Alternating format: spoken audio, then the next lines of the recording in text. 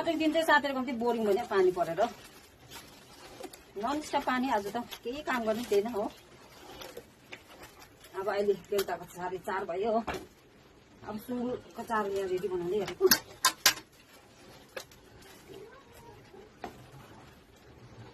यहाँ चाहिँ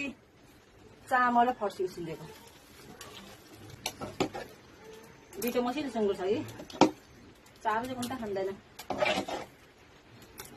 3 टाइम बिहान 7 बजे दिउँसो 12 बजे बेलुका 4:30 मा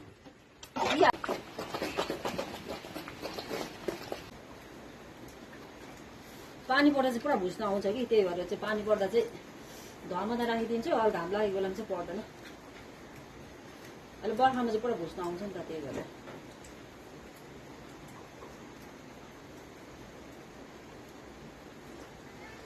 अब यति गरेर राखिदिन्छ रातभरि घामै बस्छ